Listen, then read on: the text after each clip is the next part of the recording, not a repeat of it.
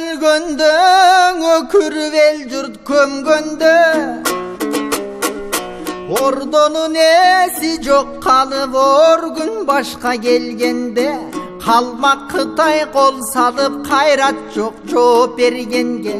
кайгыга баткан кайран эл кара жер тартып султанын бабалар жаткан мазардын сапырып душман турбагын жоболоң салган кыргыздын жок кылмай болуп урпагын кош бойдуң аял көрүнсө кылычтап жарып курсагын боз үйүн өрттөп кыйратып боздотуп баарын ыйлатып тап берген берин байлатып таманын тилип кыйнашып туурунан душман басыптыр туш тарапка чачыптыр төрүнөн душман басыптыр төрт тарапка чачыптыр бирөөсү кетип эренге бирөөсү түшүп тереңге бириндеп кыргыз качыптыр атабыз Айкөл Ерманас Алтайдан келип жарыкка чачылган элди жыйнаган чак келбей душман чабышта Алтайдан чыгып аттанган анан ала тоо жерин табышка ааламга даңкы дүң болуп айтылып калды тарыхта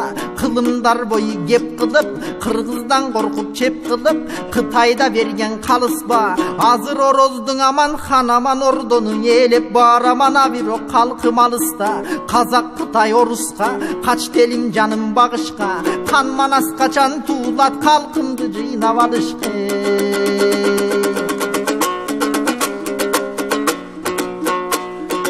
ак кула бутуң аксадың аңдыган душман огунан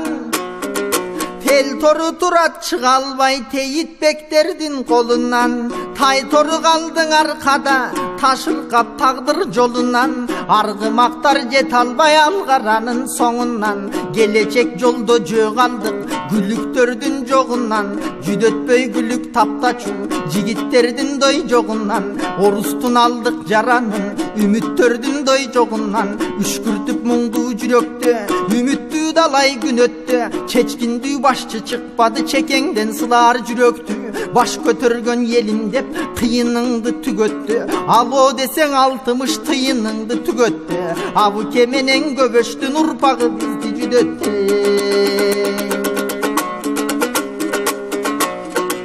чиновниктердин эмне үчүн чоң дешип көңүл бурушат чоң ичишип чоң жешип чоң паракорлук кылышат шефи карап турганда бара бер деп турушат шефинин көзү жок болсо пара бер деп турушат